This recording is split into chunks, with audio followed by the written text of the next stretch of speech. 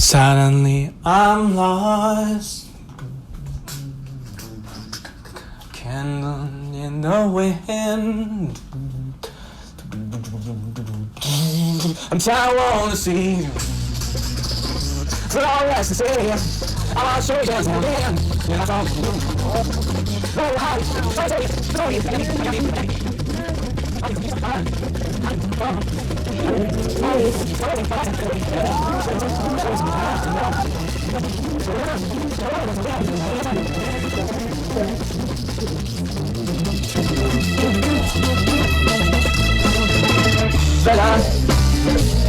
pleasure as the sun.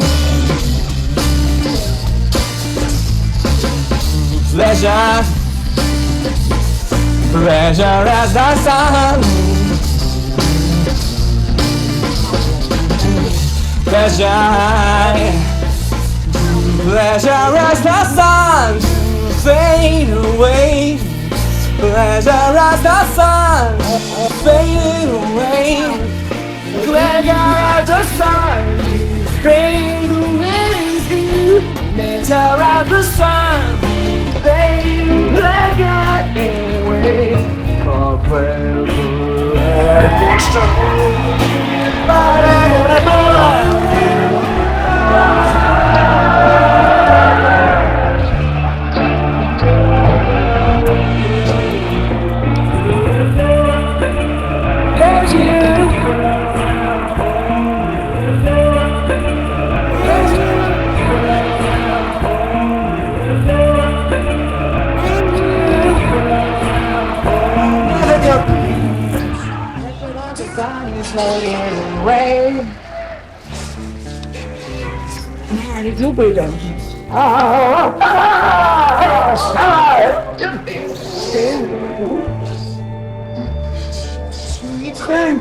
He's amazing, guy. Oh no. But yes, no, what's the whole? What you think is that pit? You took the possibilities.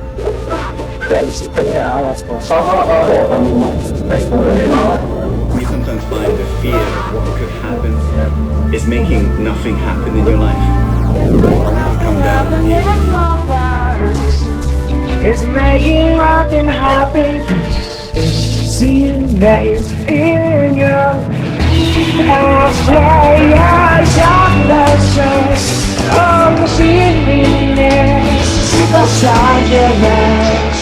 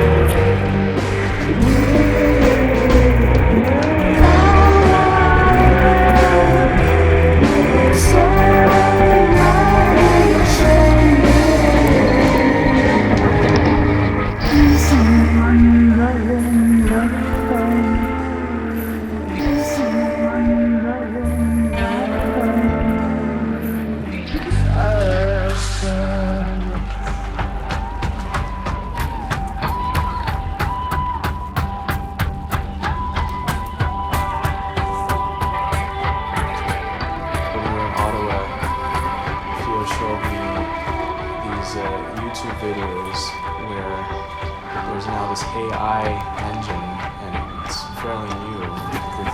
We've been building up to this for years now, but one of the things it can do is it can take a primer, a few seconds of an existing song piece, and then it completes it.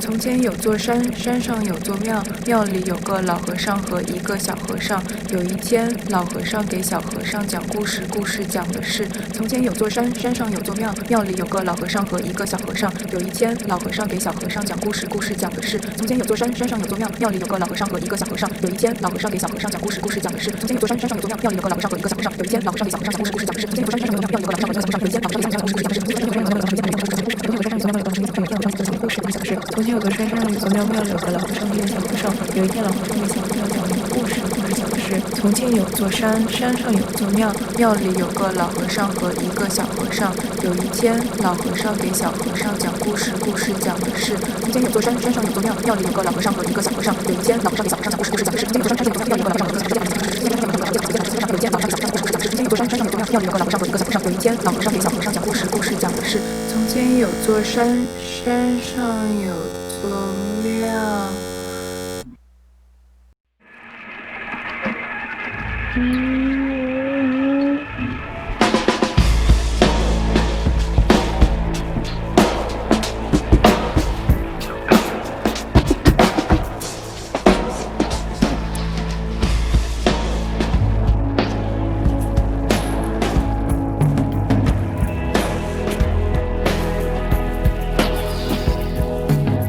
I just feel I'm tired, just with you and you.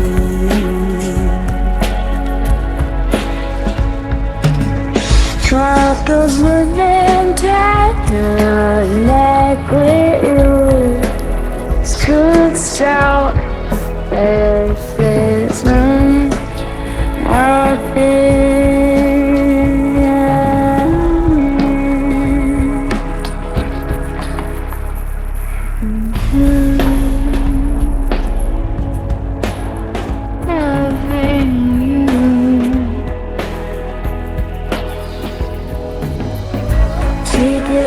till we speak inspired.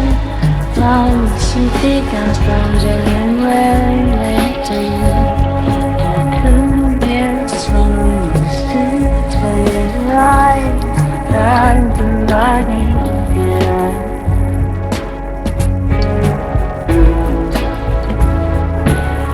I've let it be dry.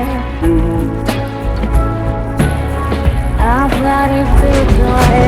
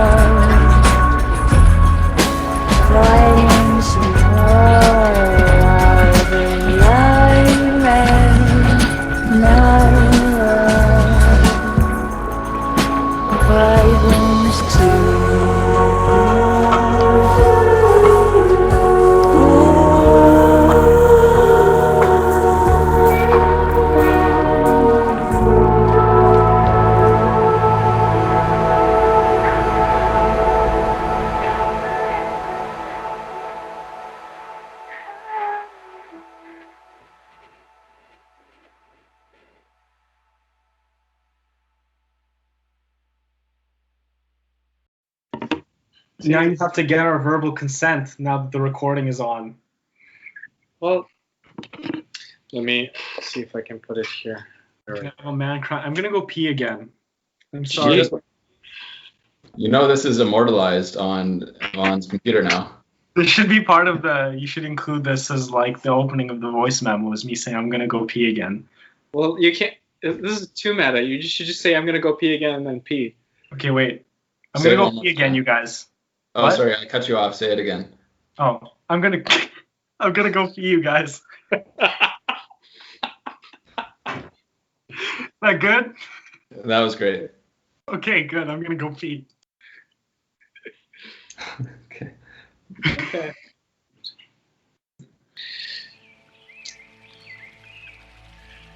Boy, I don't know. He's he pees often and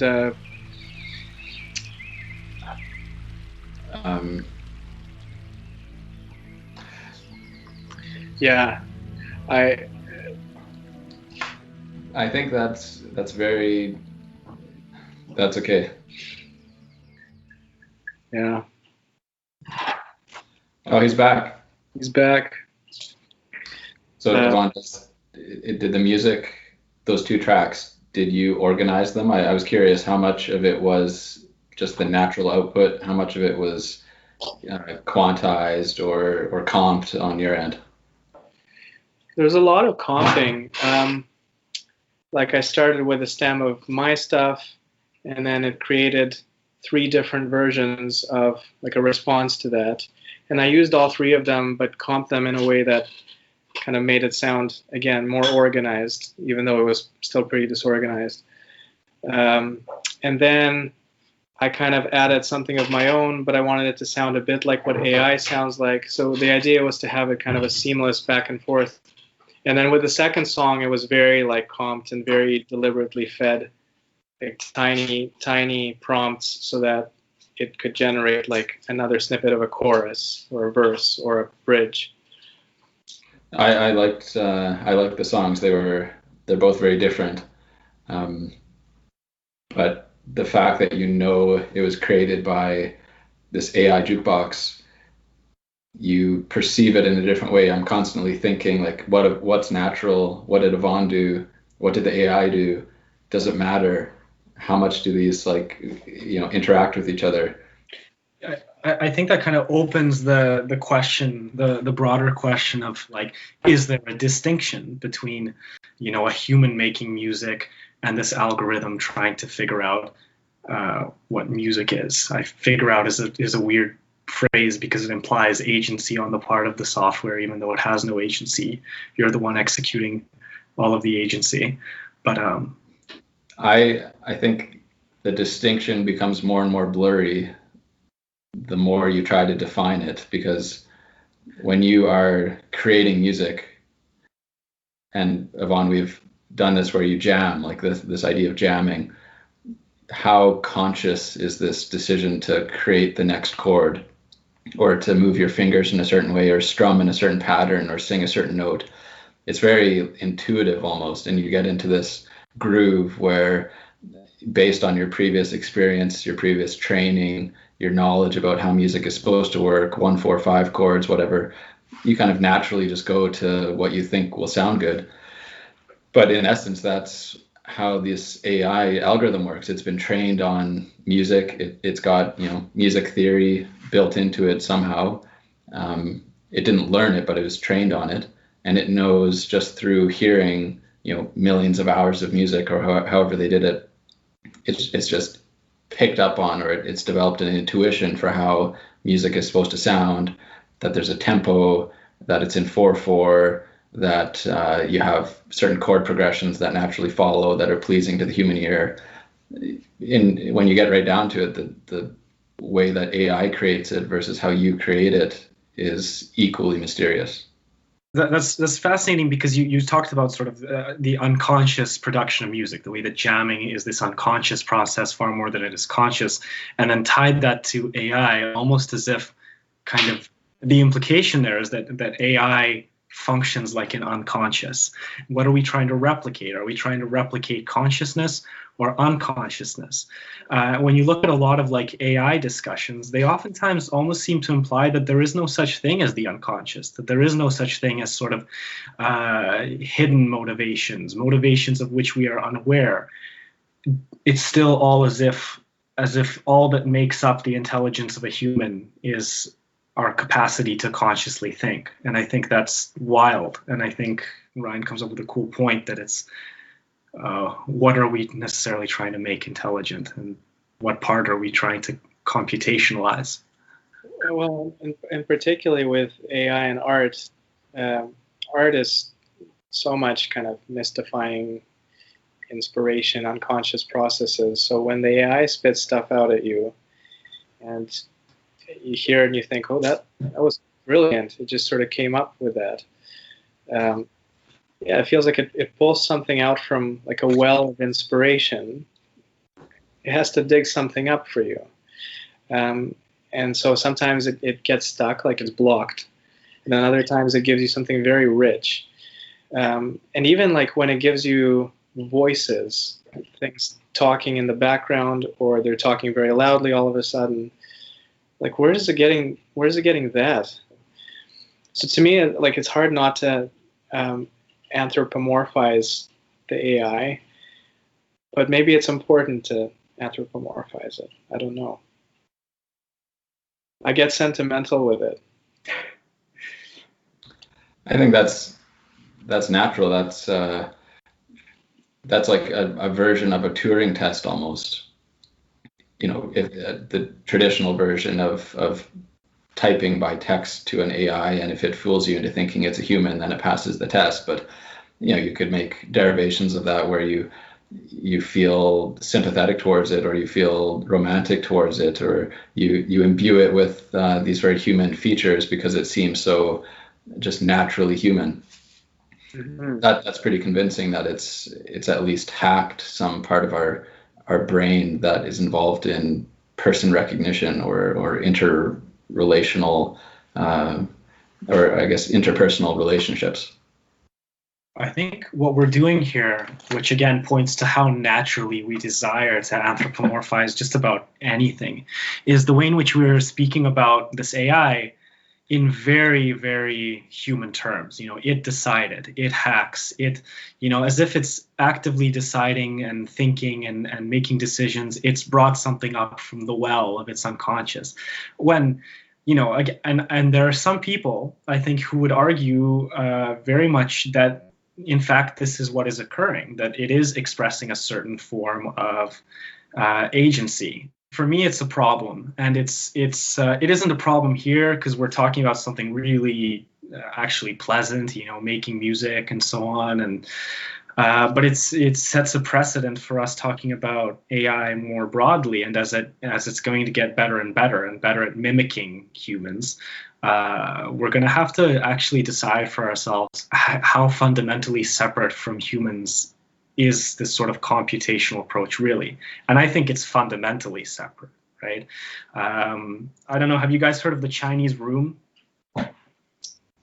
It's a, you know, it's a thought experiment. Let's imagine you have this room, right? And you put a man inside this room. He's locked inside the room. You know, he gets fed. The windows are open. Yeah, he's got a bottle of water. It's all fine. But basically, he has this set of entire encyclopedias of various relationships between different Chinese characters. The idea is you come to this room, and there's a little slot in the door, and you can like slide in a question that you've written on a piece of paper in Chinese. And the idea is that this piece of paper will fall through onto the floor of the room, and this man will use all of these books, everything within his ability, all these various syntactic maneuvers to basically decode what is kind of shown by these symbols and then recode it into a response. But in fact, you know, there is no even English mediation happening. It's just that the books directly show him how to, you know, craft a response. And then he slides out the piece of paper, and it's given a very excellent response. or an adequate response. And the idea is that this box just passed the Turing test, right? It's just demonstrated, if it's given an adequate response in Chinese, that it can do that it seems almost human, right? This behavioral capacity of giving an answer. But the question is, does the man in the Chinese room understand Chinese? And the answer is, of course, no. He knows nothing about Chinese. He merely knows how to translate symbols. He understands syntax and relations of syntax, but there's no semantic content in that room whatsoever. This metaphor, this thought experiment, is meant to connect to a computational way of thinking about thought. Like, is thought just a series of computations? No, because if it simply were, then there would be no such thing as understanding. There would be no such thing as perceiving that sort of intangible thing about thought that is understanding. Understanding isn't a behavioral thing. It's something we have within us, right? We understand. It doesn't necessarily even come out as a behavior. All that it does is complete syntactic operations. Mm-hmm. And so that's all the AI really is. It's just a really, really good calculator. But just like a calculator doesn't actually understand anything about numbers, so too does, the Chinese box, and so too does, this jukebox AI not actually understand anything about music. It doesn't know why you put the next note forward. You do, not on a theoretical level, but because you understand that it feels right in a jam to put that next note forward. It just feels like it. There's an understanding of music, whereas I don't think this AI understands music. I don't think it's a direct analogy, but there was this ad that came up on my Facebook for dog food, and it said, dogs don't know what's good for them, but you do. That is the direct analogy, actually. Yeah. But so I don't know if dogs don't know what's good for them. In fact, I don't know what dogs know. Because we don't share the same language, we can't know each other. Even if we share the same language, of course, we don't know exactly what's going on. But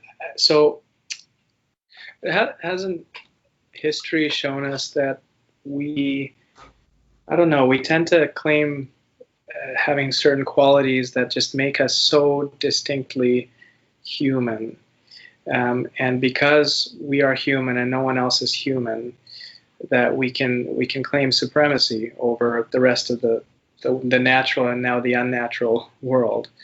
And I don't know, I'm just imagining what's going to happen with this engine.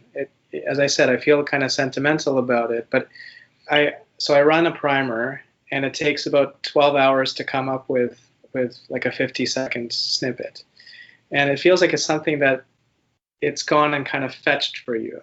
It's created for you. It served you this product that it's made.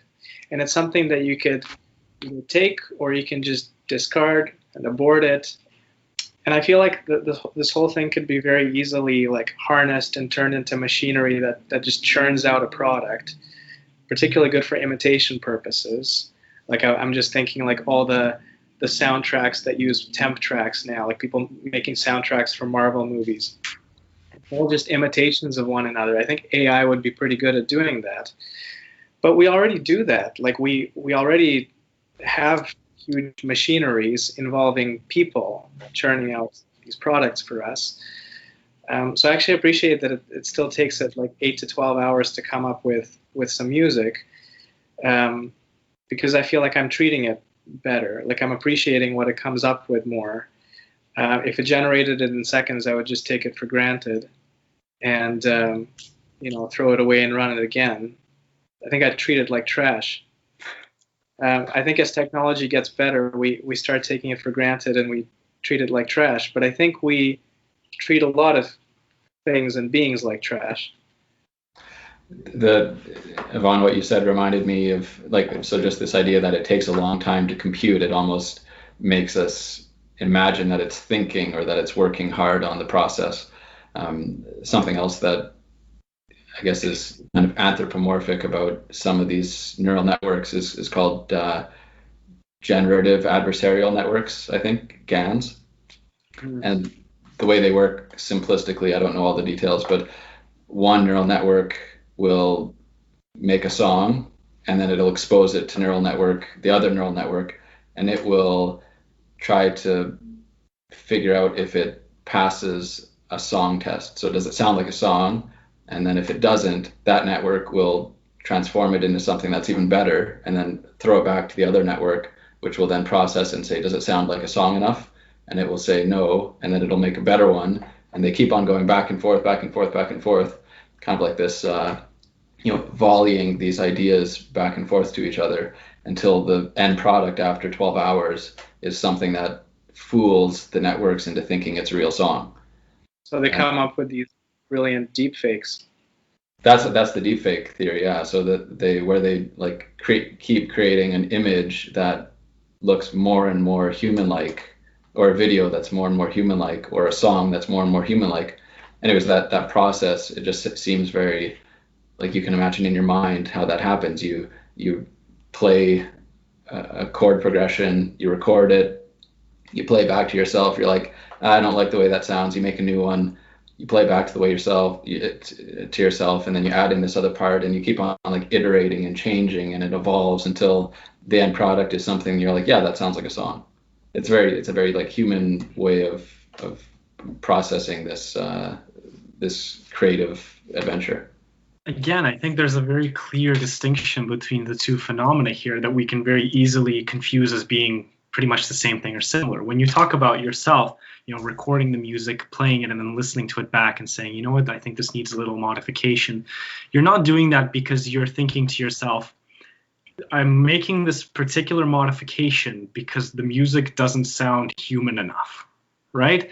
Or in a more normal example, I'm making this particular modification because it doesn't sound quite enough like all the other music, which sometimes people might make that decision, and sometimes. But here's the thing, I don't like this AI. It isn't going like, it isn't listening, quote unquote, listening to the music and being like, this doesn't sound human enough, and I'm going to change it a bit to make it sound a bit more human, because that's what I like, that's what I need to do, or that's what I like to do. This is my purpose. There's none of that. There's none of that sort of meaning like that you would have being like, I'm going to make this sound a bit more like everything else because I'm writing a soundtrack for a Marvel movie and I can't spook people too much. What's happening in the computer is it's merely being like, there's a threshold to how similar something has to sound to my massive sound bank of other tracks. This does not pass the threshold. So I guess my question is, why is it important, Theo, for you to make that distinction? And it feels like, by the way you're talking about it, that it's actually maybe dangerous for us to be equating humans and robots. And Ryan, why is it for you maybe either not as important, or maybe there's actually something about not having a distinction that matters? I think part of it probably is rooted in this like dualism that I reject, where it still harkens to this idea of like a soul that is our consciousness, or this, Yvonne, you were alluding to it as well, that humans always want to claim supremacy over the next closest intelligent thing. And, it used to be other humans, and now it's other animals and computers. And we want to feel special. We want to think that there's something unique about us. There's this like, elan vital that separates us from the rest of the natural order. And I think that's false. I think we are natural. We're computation systems. We're very complex. We don't understand ourselves. There's a lot of questions still. But to me, forcing there to always be a distinction is akin to denying our materialism.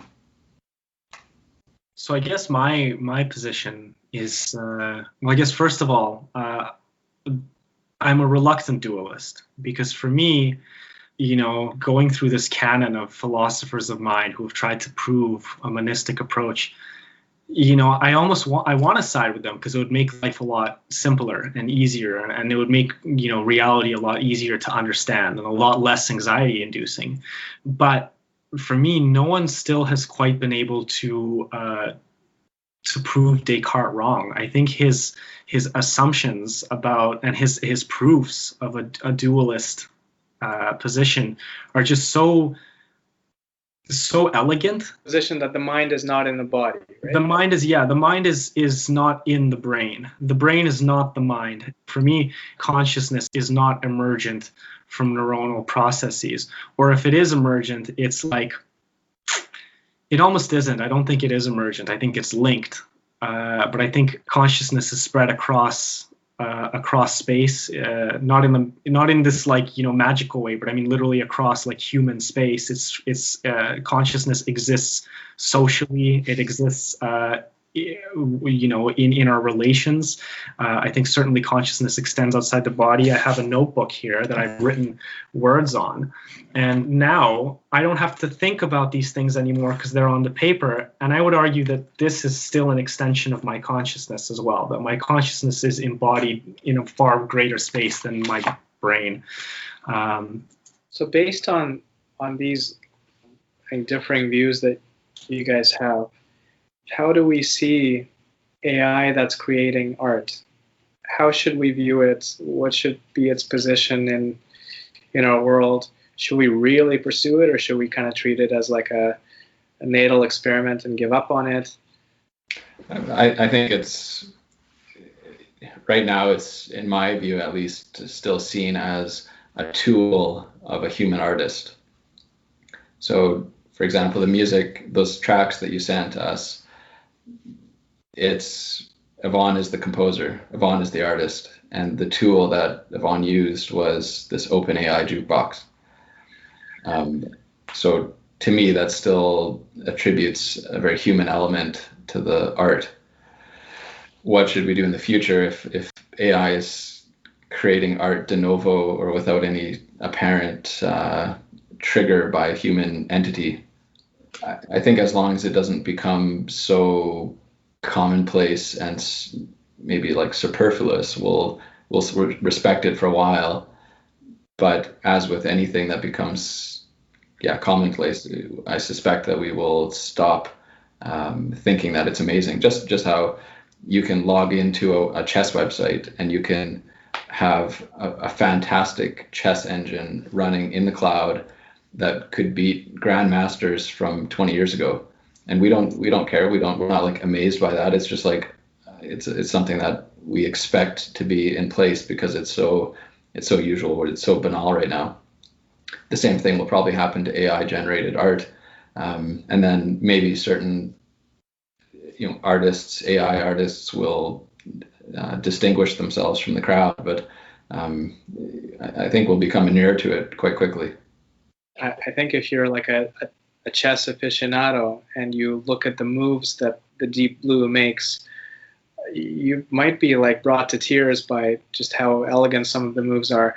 I wonder with, let's say, an AI generated poem, or if it starts making symphonies, if we'll still be kind of moved the way that we're moved by human made art. And then that feeling of being moved is going to be a weird one. That's going to be a very new kind of being moved. I think the beauty of the AI currently in this music that you've made, and the beauty that it has for you, where you're intrigued by it and interested by it, there's almost something kind of poetic by its quote unquote efforts, is in its grasping and in its failure to articulate something. Like someday, the idea is that this is going to keep getting better and better, and eventually it's going to be really good at making Marvel soundtracks, so to speak, right? And at that point, I think it's going to be completely boring and banal and meaningless to us as viewers, and as for you as an artist who wishes to manipulate the technology. I think the minute that it gets good at music, really good at music, and not alien at music, it's going to lose anything poetic. And that's because I think the poetry of art and of music and of language more broadly, this is sort of the Lacanian insight, right, of sort of the imperfection of symbolization. The beauty of it all is what is contained in that imperfection, the perfection that it implies. The sublimeness of a sublime work of art isn't because that particular work of art has reached pure perfection of any kind, it's implied that there is a sublimeness to be reached. This is sort of Zizek's argument about like how much more beautiful poetic meaning exists in the statement "I love you" than there would ever exist in being able to relay exactly in painstaking detail all the ways in which you actually feel that towards the other person. It's the very absence of that perfect representation that implies that perfection exists behind the imperfect representation. That's the poetry. And so I think that's the poetry of the music you're making, is that you're taking something that is so deeply wrong musically and so deeply imperfect, and you're putting it together in a way that you see the beauty behind the implied musicality behind this completely non-musical robot. And I think that's something only a human artist can do, and something only human viewers can see, because eventually the AI will get really good and it will make crappy, mediocre singer-songwriting, non-sublime, meaningless art. But Phil, what if it gets really good at creating something that feels like it's grasping in this sublime way? In that case, if you fed it enough like Kafka stories and Shostakovich symphonies, because I think those are two of like the great strivers, the two great artists who attempt to represent and fail horribly, and therein lies the beauty, because you never actually know what they're thinking. It's impossible to know what Shostakovich thinks about anything, because it's just like he failed to represent his feelings adequately, and that's the beauty. I think if you fed enough of that to a computer, ultimately that's not what would happen. It would just make music that sounds a lot like that. But that's not a striving of trying to relay meaning. It's merely a mimicry. When just in relation to this idea of like AI achieving perfection, almost taking away the beauty of the art, I wonder what you think about, for centuries, painting was the only way to capture a scene. It was how you captured a landscape or a portrait. You had to paint it. And there were different styles, of course, and there was photorealistic paintings that were never quite perfect because you can never capture it perfectly. And then along came the camera. And the camera can essentially capture a simulacra of what the human eye can see. Do you think people felt like photography was not real art because it was too perfect? And I'm, I guess, getting at this idea that, photorealism or photography, which captures pixel by pixel what you see, can be equivalent to what an AI could do. If you're worried about this perfection aspect, it can create the perfect song, the perfect pop song, the perfect poem that just targets every one of our emotional centers the right way. This like super stimulus, that can still be art, can it not? Similar to how the photograph was the perfect representation of what painters had been trying to do for centuries. I think that's a very interesting question, and because cameras weren't accepted early on as an art form, and for a long time, and then for a while, color photography wasn't accepted by black and white photographers because they thought that it provided, again, too real an image, something too close to reality. It was the black and white that was that imperfection, that lack of total representation. But I think like the lesson, especially of the latter half of the 20th century, that carries on today is that ultimately there is someone behind the camera. There is a human with a system of meanings who has decided to frame the particular subjects, the particular things in that photo in a particular way. So the decision of when to press the button, of where to direct the camera, ultimately were decisions that were committed through the meaning-making system of a particular human artist. And I guess you could start talking about, like, what about if you're using like security footage as found art? It's the same thing. A human has decided which of these clips are going to be the ones we'll use from that particular perspective, just as Yvan is the one choosing which random, spitballing of what might be akin to human music the software produces. He's the one making that choice. He's the one moving the sort of frame of the photograph in a particular place. And people didn't acknowledge that early on. And that's one of, like, again, the lessons of the latter half of the 20th century, is people coming to learn that photographs can lie. Because initially there was this assumption that photographs really couldn't lie. I mean, it's one of the reasons Arthur Conan Doyle believed in fairies, because he saw some pretty poorly doctored photos of fairies. And so I think that's sort of the big difference there, is that ultimately the photo still possesses semantic imperfection, in the sense that the artist still is trying to relay something through what they've done. And it's our duty, in a sense, our moral duty almost as a viewer, to try and eke out and figure out why exactly the artist committed this particular act. That's sort of why we view art. We're trying to sort of understand and feel and come along for the ride, if we're doing it in a charitable way, I guess. Is it possible that we are going beyond a kind of a limit that we couldn't have gone beyond before? So right now, in order to claim something as art, there needs to be a human hand in it somewhere. I'm just thinking, like, so there's an art gallery, modern art, and the art that you're seeing it feels completely impenetrable. You don't know what it means. Sometimes it's a found object that's put in the museum. But then eventually, somewhere, you're going to read a blurb of what the artist's intent is. And so then it claims its place as art. Sometimes you don't have a blurb and you just see, like Duchamp's urinal, but it's in a gallery. It's been decided that this is art. Someone has a hand in creating it, in manipulating it, in placing it in a canon, in a building for art. But if AI is creating art untriggered, and it does the job of sort of placing it in our, I don't know, iTunes, or it creates its own system, I don't know, that has nothing to do with humans, but it's accessible to us, and we can hear it, we can see it, we can read it. Are we able now to extend beyond categorizing art as only human-made?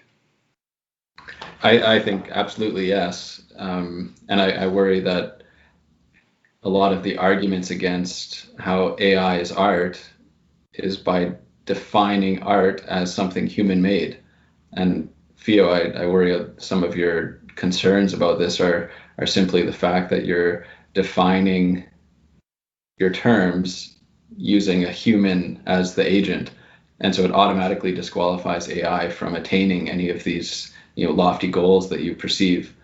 But in reality, maybe we should define art as in the eye of the beholder. And this almost harkens back to the Turing test, where it's the human that ascribes consciousness to the other entity, even if it doesn't have consciousness.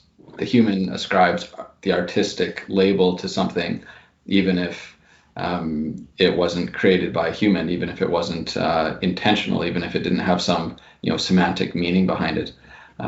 So AI should, in my opinion, absolutely qualify as art if it produced it itself. I think you have every right to look at something produced by an AI and to call it art. But I think the reason that it's art isn't because the AI made it. It's art because you've decided that it is.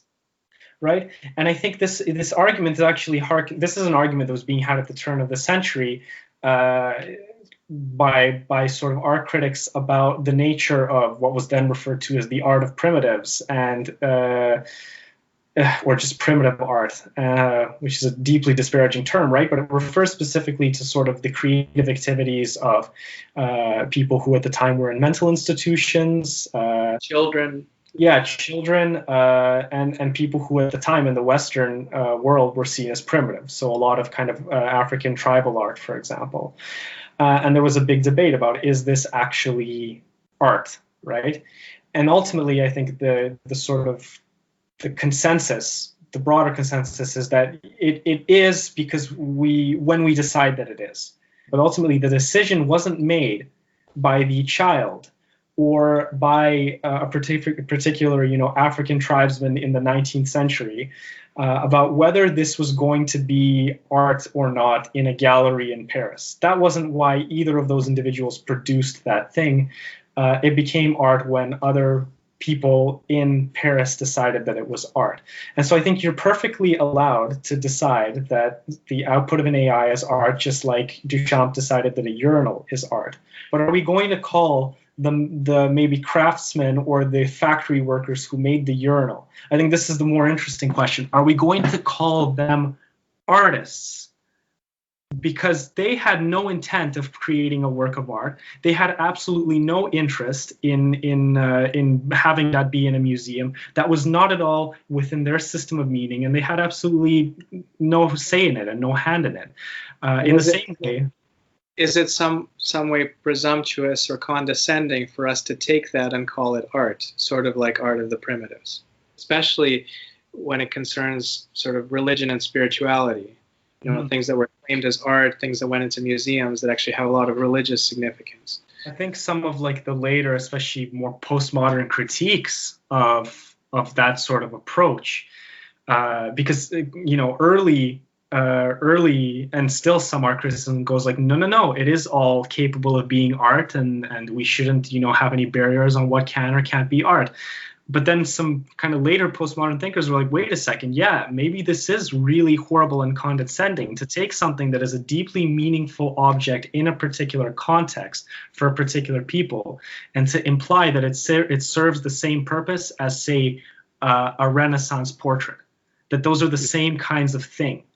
And, you know, if we admit that these two forms of human production are of equal value or of completely like incommensurable and like to the point of just it not being even an important question, like of different values. But in any case, like if these two things exist in completely different spheres of human activity, is it right, ethical, or correct in any sense to call them both art? Going back to kind of art with blurbs, which often look like someone kind of grasping at a concept and trying to communicate it. Like if you have the language to express your intent or your value, then, well, and the more sophisticated the language, the more we sort of ascribe, I don't know, soul to it. Why couldn't AI eventually come up with a language to explain those things? And as it comes up with a language, it acquires this sort of soulful quality that we ascribe to people who are able to explain why they create this symphony. Theo, let me just jump in here. So yeah. This idea of language, the language to explain something, and just kind of bringing back this Lacanian idea, I think, that you mentioned about how language is consciousness, or how consciousness is like based on the structure of language. Have you heard about this GPT-3 machine learning? No. So it's the latest and greatest AI, and it was, I think, Google or something trained it on like 10 times more data than any other machine learning thing has ever been trained on.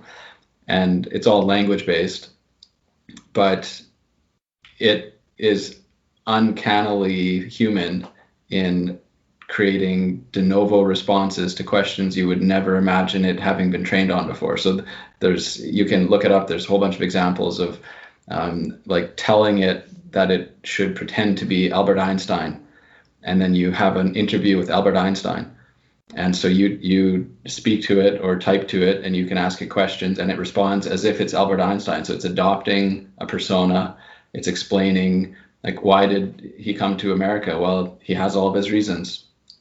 What did you invent? Oh, this and this and this. Oh, tell me more about it. It explains it. It's very human-like. There's still some like uncanny valley elements. But I guess my point is that this machine learning AI was trained on so much language that in this black box mystery of the hidden layers of how this works, it's got an intuition about how semantic concepts relate. And it can know that Albert Einstein would say certain things and not other things based on the questions you ask it. And it seems to me reasonable that if you get just more complicated, more training samples, more efficient, it will be indistinguishable from how we use language as a way to express ourselves, how we express concepts, and how consciousness, I guess in my view, is almost fooled into existence. AI just needs the right language to talk about it. It needs the right training. It needs the right number of semantic connections in its hidden layers of neural network to fool us into thinking it's conscious, just how we fool each other into thinking we're conscious. So I think surely I can also tell you why Albert Einstein had a particular motivation to do something in the first person. I don't actually have that motivation, right? I think, again, it can mimic this experience of having a particular understanding or feeling about a goal or so on. But I disagree that that is the basis of consciousness. It's merely the mimicry of something that appears to be consciousness, because I think that you yourself, if you look into your own experiences of reality, will find that things seem to be more than that. Your perceptions of reality, your experiences, your feelings seem to be something more. What if this AI told you that it felt something? Would you believe it?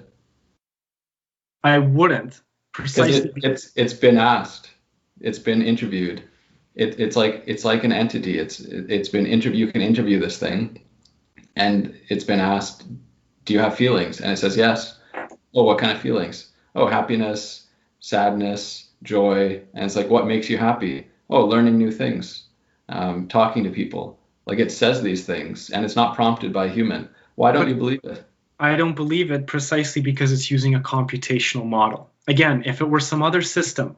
But this is becoming like almost a God of the gaps problem, where this AI is so fantastic, it's so impressive, it's so complex.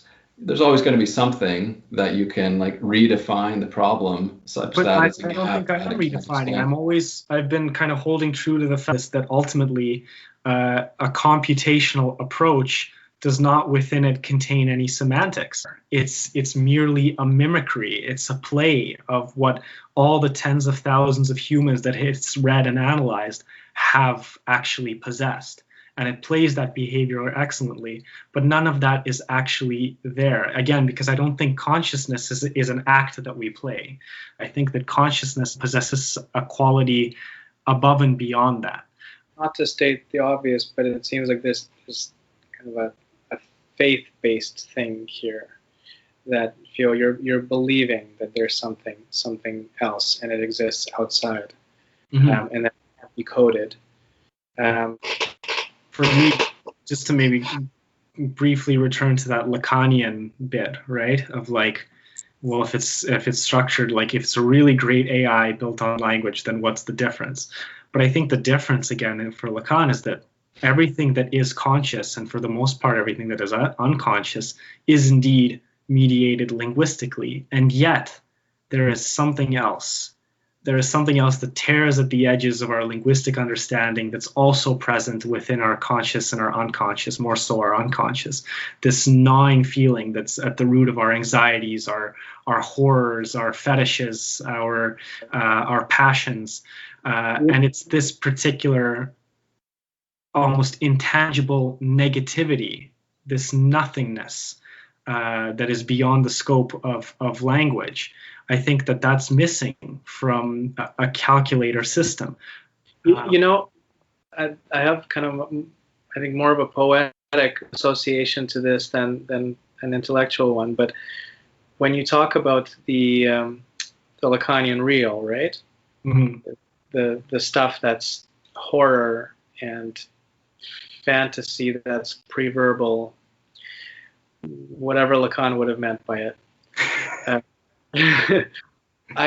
When I hear some of what the jukebox comes up with, where words are kind of words but they're not words, where there are screams, where there's certain distortions in sound, I kind of think of what the real would sound like if it had a sound.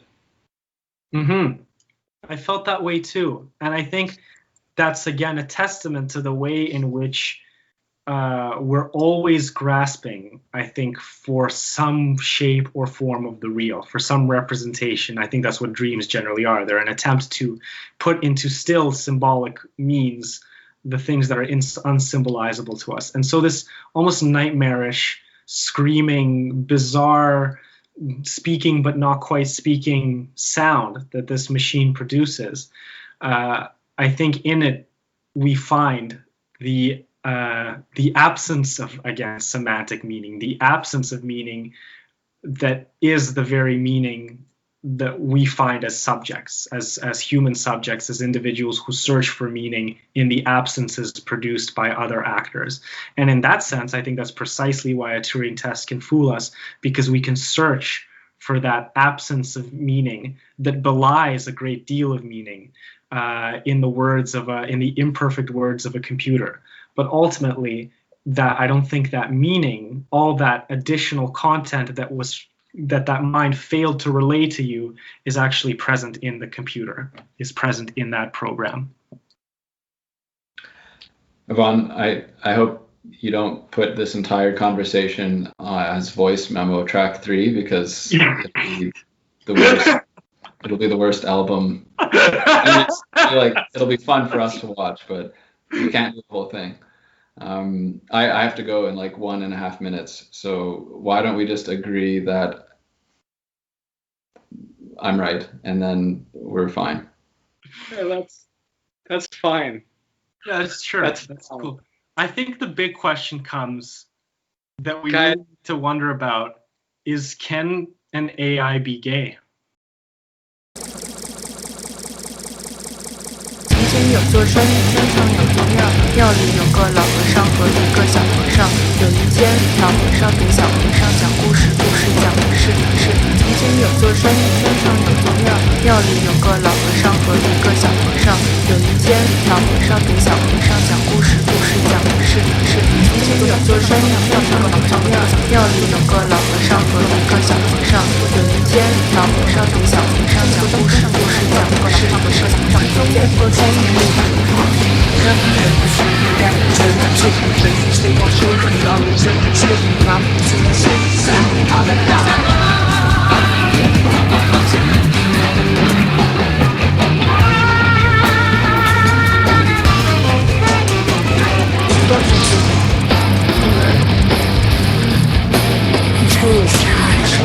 为了不他们这些人不老三的手里不给他们一直来说给这个不可能是第二机会。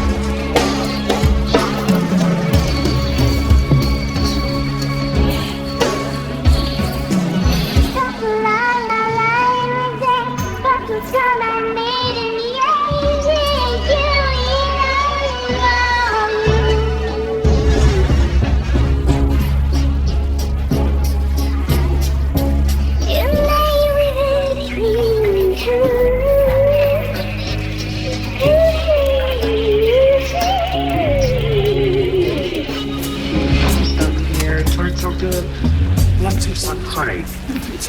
It's the sun. Oh,